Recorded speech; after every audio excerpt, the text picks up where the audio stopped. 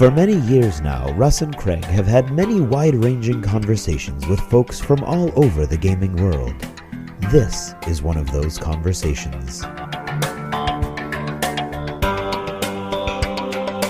D6G, the Lost Chapter.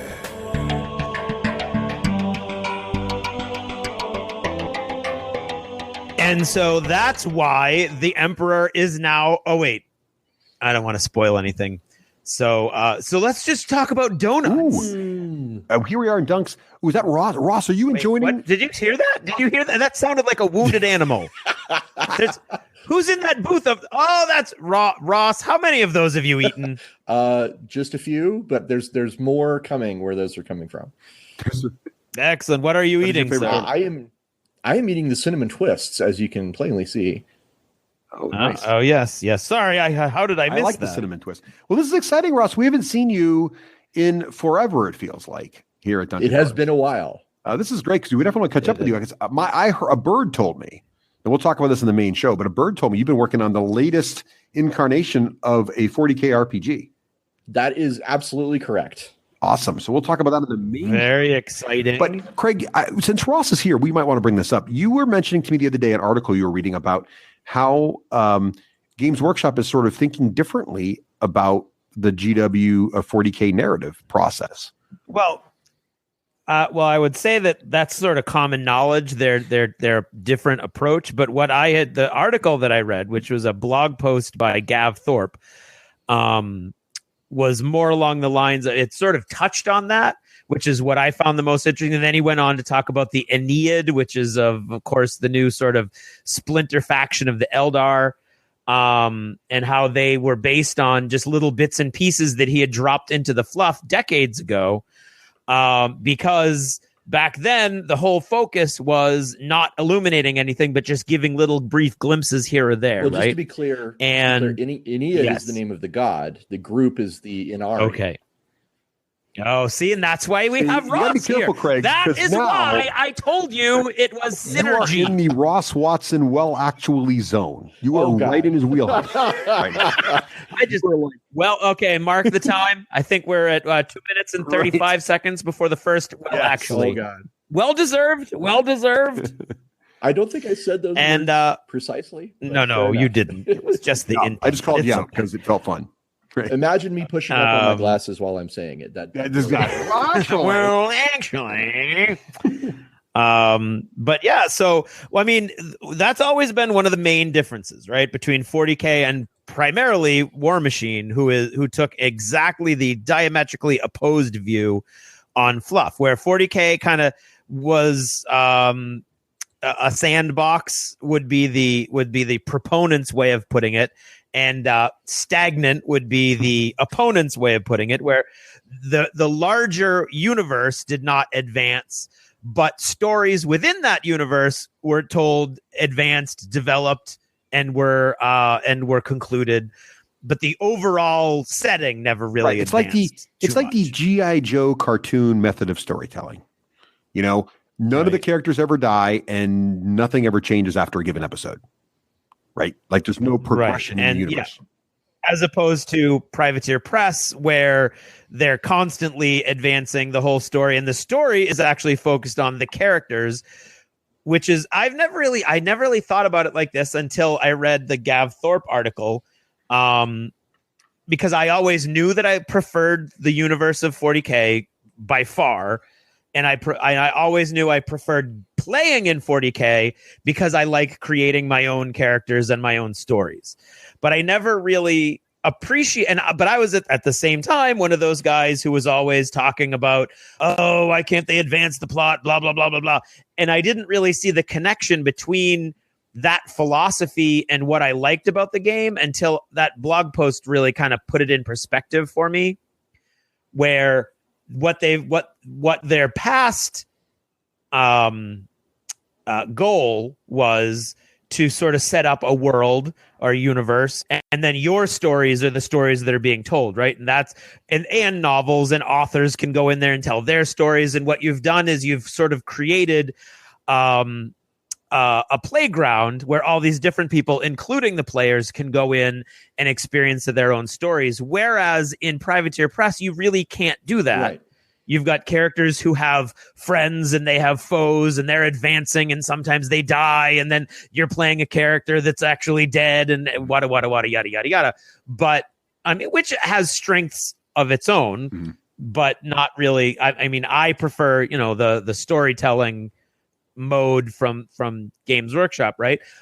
But many things about Games Workshop have changed over the last 2 years, maybe a little bit more than that, right? Right. And I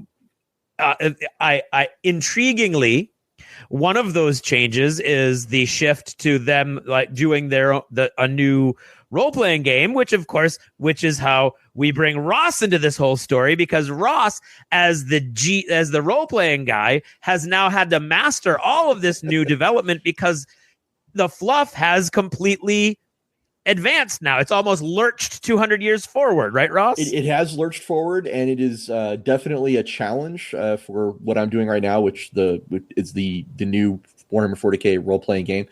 And I think you bring up some really interesting ideas about the way that different companies run their world, their narrative, their setting. Yeah. And the article by Gav Thorpe, which you guys need to make sure this is in the show notes for other people because we're referencing it a lot. He's got this statement that I think is very true, is that the idea that if you generate too much story at the center in terms of the plots and timelines, it doesn't leave enough room for other people to add their own stories and generate more. And that's where, as you say, 40K really excels as a setting, is that it does leave room. It leaves lots of room for people to create their own stories. But actually, if you think about it, they kind of have it both ways. Because if you look at, say, the Horus Heresy, right? That is very much a story and not a setting. It's actually kind of the flip side of that. Well, exactly. They had that, and they went back and played with that. Like even the Patriarchs, right? Like they started bringing the Primarchs. They started bringing the Primarchs back, even though their timelines and stories were all, for the most part, told, right? Well, I think in a way, they're blending what worked really well with the Horus Heresy into the new 40K setting. And what this does is it changes the tone of the universe a little bit, because it's still grim and dark, but because one of the Primarchs has returned, now you have a glimmer of hope. It feels to me like it is just it's still the grim darkness of the far future, but it is definitely fresh, and there's a sense that different things can happen now that were impossible before. Yeah, absolutely. So that's the develop. Now, can you give us sort of a brief primer or primer, as the case may be, overview of what those changes were? So you had, for decades, the Emperor on the Golden Throne was dead or not dead, we don't know, and his soul was still burning brightly, and the Imperium was grinding forward in its never-ending quest to exist, and you had all of the Xenos threats poised, just about to destroy everything, but never really quite getting there, and you had the 13th Black Crusade sort of rebuilding itself, and I think we're on the third incarnation of the 13th Black Crusade now, and the chaos, the warriors of chaos, and and Abaddon the Despoiler and all of his people were just poised, ready to completely destroy the Imperium, but never quite managed to succeed in doing anything that actually impacted anything whatsoever. And then all of a sudden, boom, 8th edition drops. Well, they built up to it with a series of books called The Gathering Storm, and this is where they had a lot of these things happen that we're talking about now. And there's a lot of things that happen. So I'm just gonna try to hit the bullet points, the high points here. Yeah. Oh yeah, absolutely. But one of the first things that happened is the Cadia fell. The 13th Black Crusade happened. Right. It attacked Cadia, this planet that has survived all of the things up until now, and it put up a really, really good fight, but it ultimately fell. So Cadia is no more. The Eye of Terror has expanded, and in the process of this, a new Eldar god awoke, the god of the dead, Eniad, which is actually one of the subjects of that article. He awoke, and in the process of awakening, like chaos attacked the craft world Bielton and shattered it. So the Craftworld of Bealton is still around, but it's fractured, it's broken. And so now there's new Eldar God, and they went with the prophet of the Elder God to Macragge, and basically resurrected Rabute Guilliman, the Primarch of the Ultramarines. So one of the good guys. Okay, could you say that name again? Rabute Guilliman. Rabute Guilliman. Guilliman. Not Robot Girly Man. That is not how I call him. I like to call him Rob G. Just Rob G for short. Rob G. Okay. All right. Sorry. The shorthand is the Avenging Son, which is that's okay. That's easier to say. The Avenging Son was reborn. He's now the Lord Commander of the Imperium. Like, he went back to Terra, met the Emperor, took his sword, and is now basically in charge of everything in the Imperium.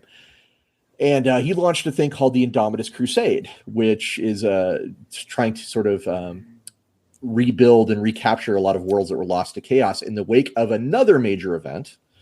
The galaxy was split in half by a warp storm called the Cicatrix Maledictum, or the Great Rift. The shorthand's the Great Rift. Which we'll go with the Great Rift. Split the galaxy in two. And on one side, you have the Imperium Sanctus, which is kind of the normal Imperium. It's around Holy Terra and all that. And then on the other side, you have what's called the Imperium Nihilus, or the Dark Imperium. And in the Dark Imperium, things are very different. You can only glimpse the Astronomican, like a campfire through a dark forest. And interstellar travel is very, very difficult, very dangerous, because you can't really see the Astronomican as well.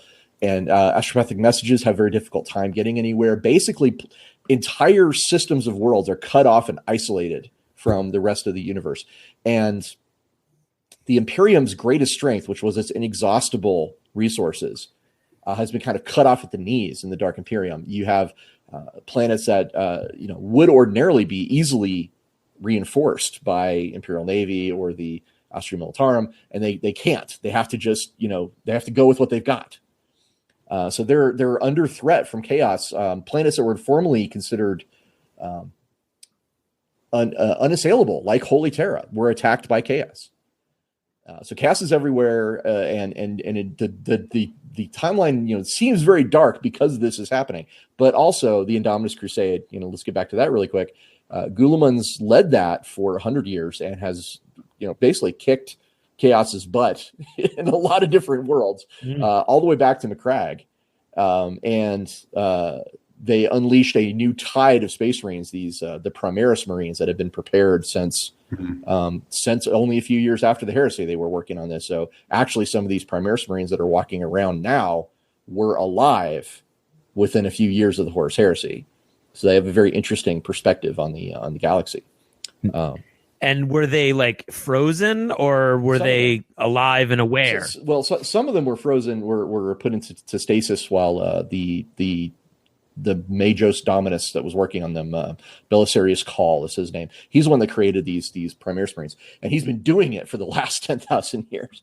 So some of the Primaris Marines are from that time, not all of them, but some of them, and they were put in stasis until they were needed, which was now. And I think that pretty much covers the big salient points. If anybody in the listening audience wants to correct me, by all means, mention. I dare you. Mention something that I forgot, but I think I covered the big beats. That's cool. Now, have they made? I'm obviously not caught up on all my 40K fluff, but have they made? Are they really reinforcing centralized characters, and are they? You think it's going to drive the desire to play those characters more? Does it feel like, like with games like War Machine and Star Wars, where you have these iconic characters that everybody knows, and there's that desire to be Darth Vader or to be Luke Skywalker? Do you think they're able to drive that desire? And you can, and you have the different time periods. You can have young Luke and old Luke and, Bespin Luke. So you could have the same sorts of things in 40K. Do you think they're going that route? I don't know. They have brought in some of those larger than life figures from the Horus Heresy setting, like Mortarion and Magnus and Guilliman. They're all actual models you can field on the table now, which is pretty great. And people do love that. I can tell that people are really excited and interested in the fact that the Primarchs are a thing that they can put on the table, which is certainly something that I know I've always looked forward to for the last 20 years or so. Yeah, right. I don't know if that's. I would certainly say they're not going as far as, say, War Machine does with sort of requiring you to have a named character to run your army. Right. I don't think that's true. And we could probably have an entire discussion on the philosophies of miniature gaming with regards to individualization. But I think that they're moving the needle slightly, but not going all the way over. Right. Does that make sense? Yeah, no, it does. Totally. Yeah. So the story has advanced. Now I have some questions because I haven't really. Are there novels yet about how the Primaris Marines are being received by the the old fashioned Marines? Because that strikes me as there might be some tension there, or is everybody like, we're on the same team and just charging forward? Well, interestingly enough, the new codexes are going into this, and to some extent. The Blood Angels, for example, are like, welcome, brothers. Frankly, they needed all the help they could get right now because Bale is under serious assault, or was under serious assault, until the Indominus Crusade saved it. And the Dark Angels, by contrast, are like, whoa, who are you guys? So if you want to see some of that feat, if you're looking into that kind of a thing, I would definitely check out the Dark Angels Codex and the Blood Angels Codex. There is a novel called The Dark Imperium by Guy Haley that does discuss a lot of the things that we just talked about, including it does focus on the Primaris Marines quite a bit. And that would be another place you could go look. I haven't quite caught up on all the Black Library novels, so I know there's more. Crusade and Other Stories, I think, but so I haven't read that yet. Yeah, so that's actually more in line with Privateer Press. Basically, is that now in the rule books you're getting fluff advancement and fluff development, whereas you used to get these little sandbox stories that didn't really have any kind of an impact or present anything new other than maybe a new take on an old trope or whatever. But especially like the Gathering Storm books that you referenced, those aren't novels, right? Those are also campaign books that add the rules and army lists. So that's a very new thing for GW, especially considering what they're presenting, like what they're creating, how they're moving their whole game universe forward, and they did it through these rule books as opposed to novels, which is kind of what happened with the Warhammer The Old World, right? That was all done in novel form, and they had a whole novel set up, and then boom, a whole series of novels set up that resulted in the end of the world, basically. And sort of for 40K, they went sort of in the Privateer Press version, and they had all that development done in these advancing storyline rule books for the most part. It's not a direct parallel, but that's my understanding of it, at least. Well, I would say the Games Workshop has always wanted people to engage with their IP through the lens of the miniature game, but they have succeeded to greater and lesser degrees with that over time. And many fans, of course, came to engage with the IP through things like the novels. The Black Library, of course, being fabulously popular with a number of their book lines. And people, have come to engage with the IP through the role-playing game too. So there's different vectors, but I think that Games Workshop has always wanted to, really say, hey, if you want to know what 40K is, you should do that by, through the miniature game. And right. This is, I think, an evolution of that idea is them just saying, okay, let's refine this. Let's build it up more to where, if you want to find out what's really happening, where our universe is and what the current state of things are, you should go look at our codexes and our rule books. And that makes perfect sense to me. Yeah. Now, are they going to advance? Do you think is this like a one-time chunk, or does each codex advance the overall story?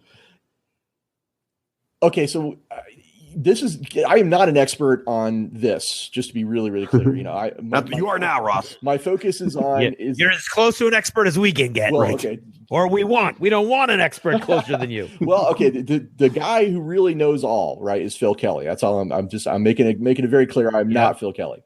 Right. No. So with that being said, here's what I think is happening is I think that the Gathering Storm and all the things we talked about, the big launch of 8th edition, that was the major event. That was like, this is the new now, right? And the codexes are just filling in the blanks of how we got to the new now or what the new now means. I don't think that the codexes are advancing the now forward, if that makes sense to you. So it's not like it's not like War Machine and I think Star Wars is like this too, right? Where a new episode of one of the Star Wars TV shows come out, and then 16 months or a new movie comes out for Star Wars, and not even 3 months later, you've got new models in X-Wing based on that show, right? Or based on that movie. Or War Machine advances the story every time one of their supplement books come out, and there's new models based on that story, or a character evolves or whatever. So it seems like for GW, they might do it. They're kind of going there, but they're keeping it at a slower pace, and it'll be maybe when each time the game evolves, which should be 3 to 5 years. Is that what you kind of feeling? I think so. The thing is, like, I've seen people do this in very different ways that didn't go so well. And for example, I'm a huge fan of both BattleTech and Shadowrun. Okay, right. And both of those universes advanced their timelines. They would do it regularly. They would regularly say, "This is the new now. This is the new now," and they did this over a long period of time, like 20, 30 years, or 25 years, I think.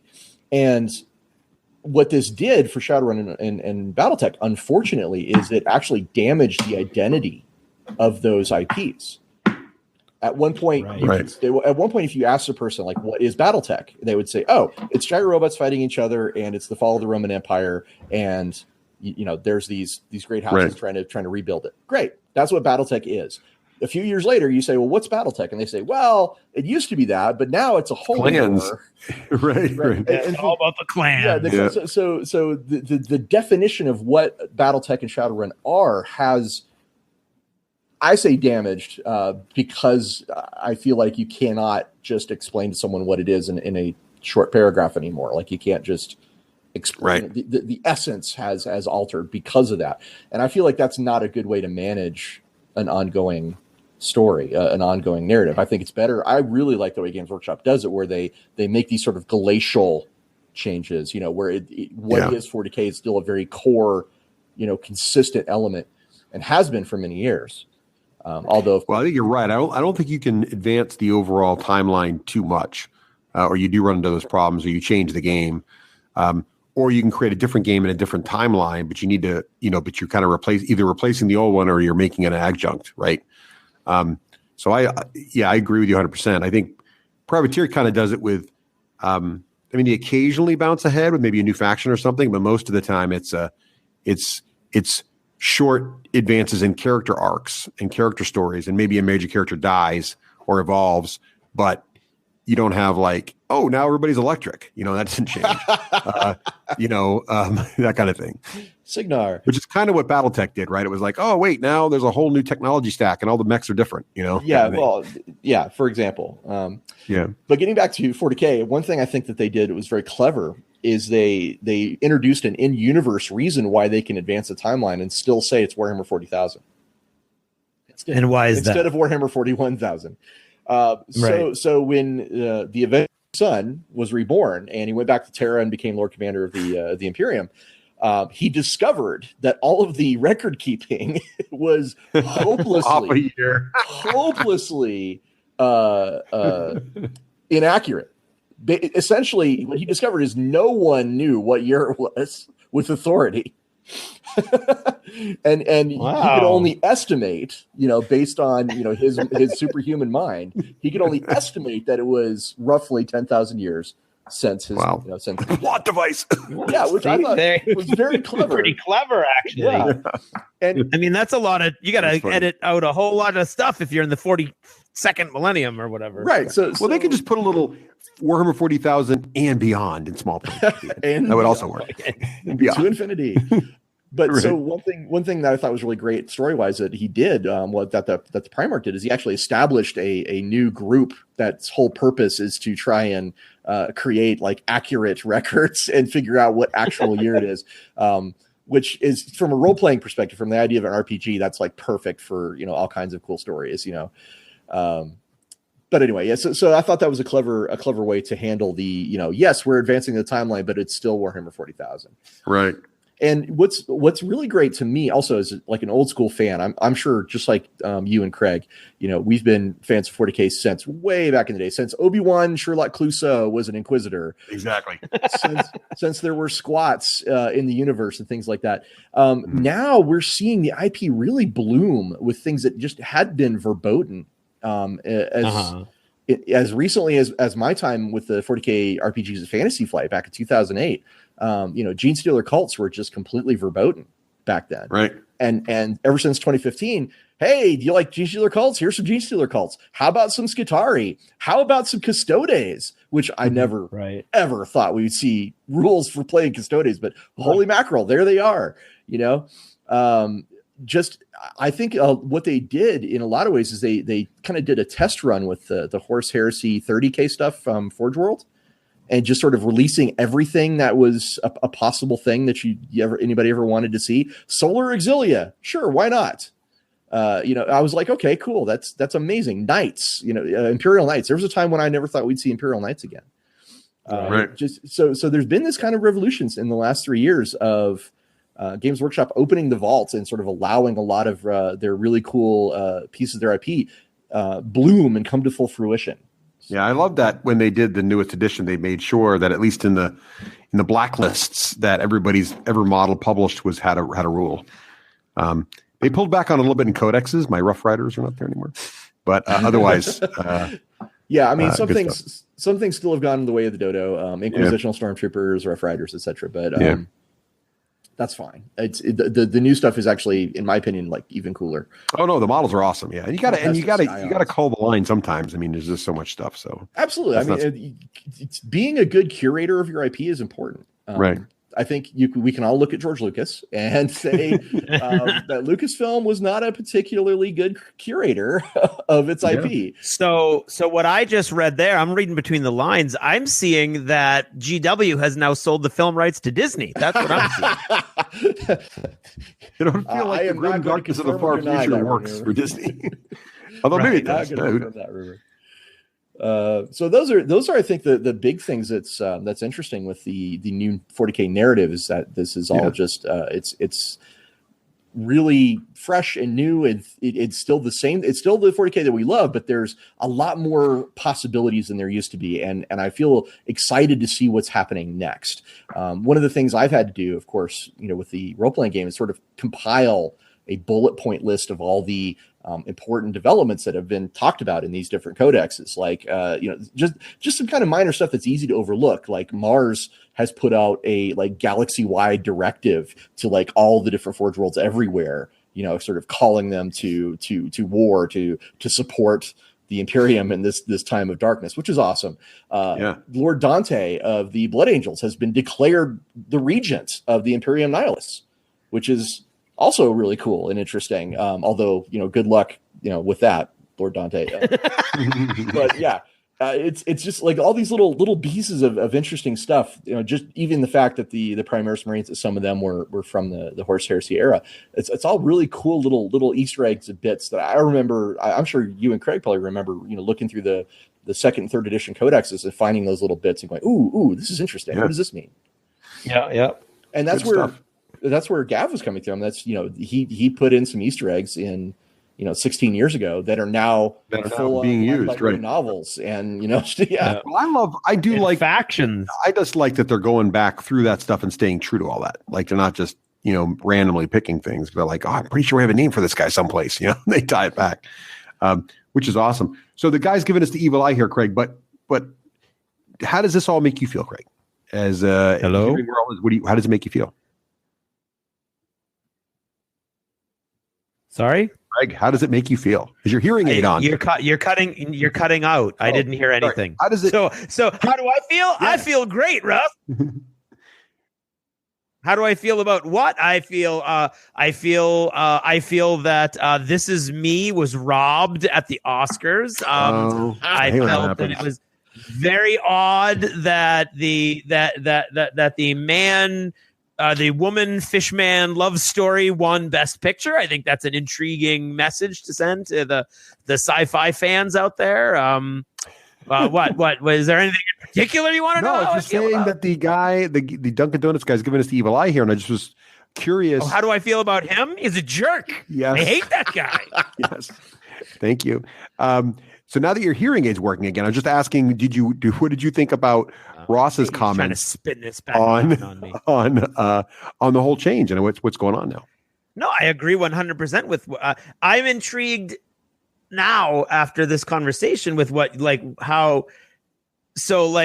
think I was caught in the euphoria of, we're charging forward. And I think you and Ross have both sort of reined me in on that with the whole, no, we charged forward a few minutes and now we're setting back in place, because I think ultimately that is the wheelhouse of 40K. That's its strength. I think I understand the feeling of the stagnation. I understand. Have another crawler. Thanks, Robert. Bob. Robert. See, I don't. Maybe it is my hearing aid. I don't know. Or my glasses. Right.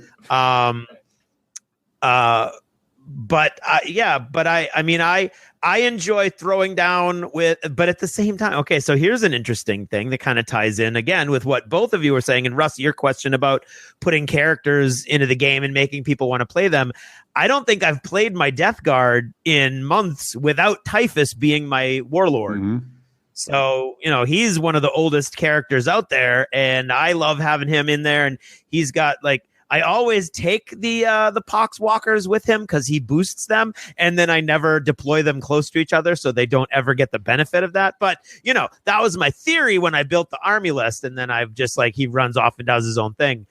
But when you and I started, Russ, that was totally that was anathema. Nobody did. The with your opponent's permission characters weren't allowed in a without. Yeah, they weren't allowed in any kind of setting. It was just if you were having a fun game and you wanted to beg your opponent.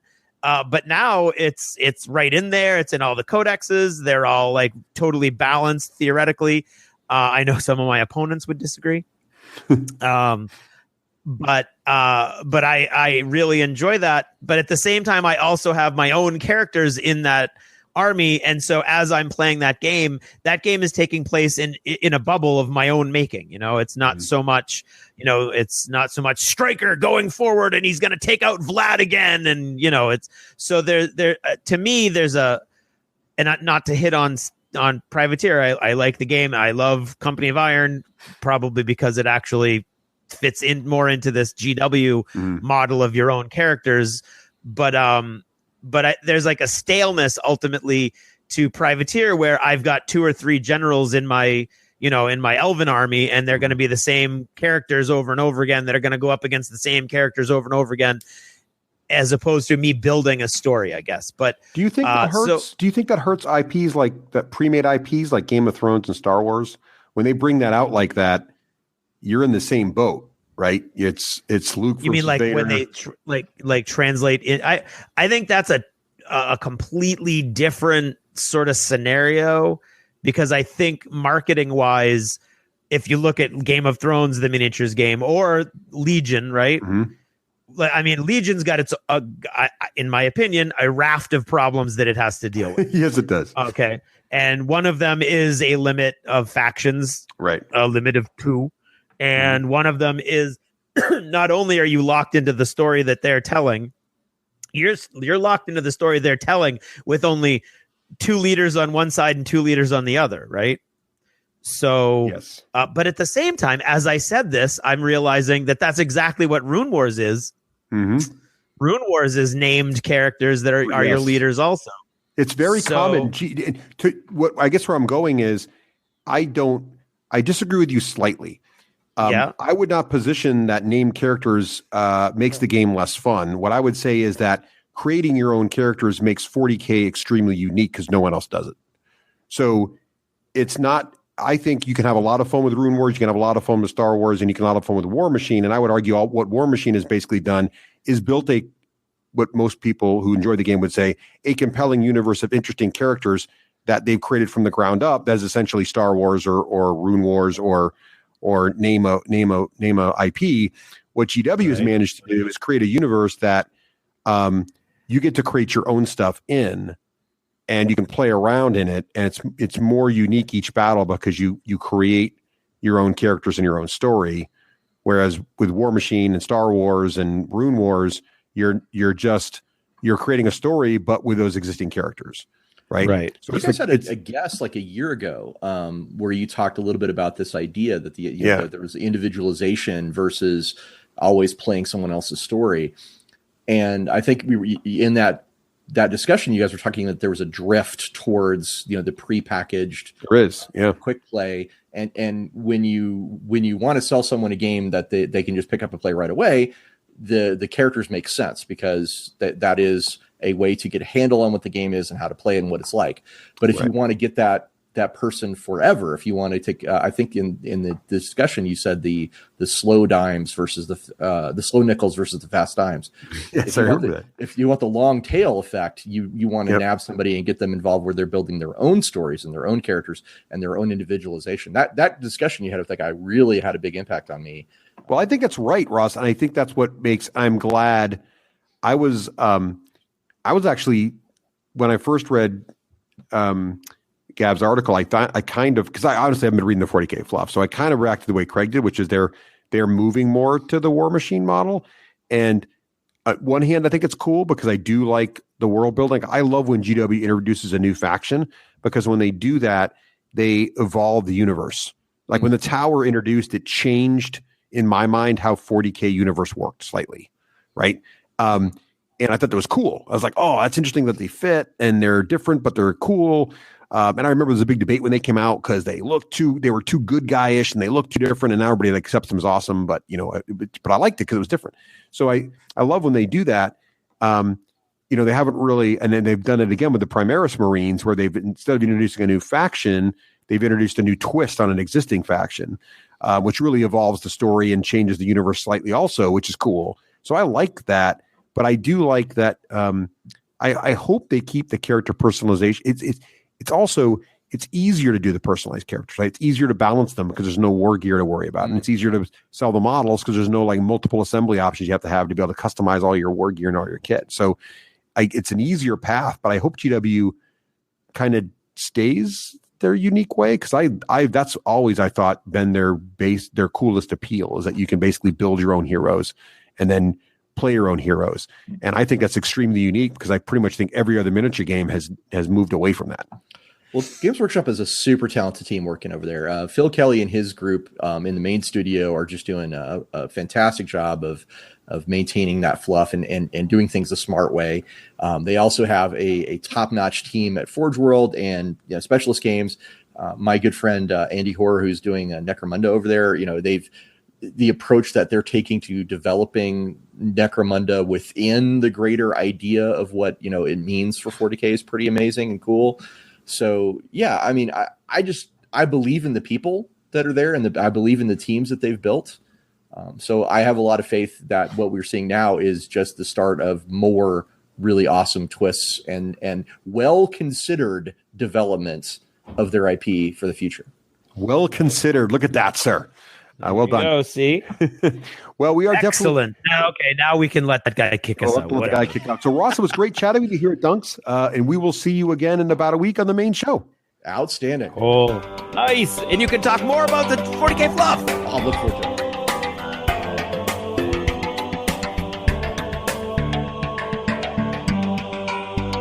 Thanks for purchasing a D6G Lost Chapter. Supporting the show helps it grow.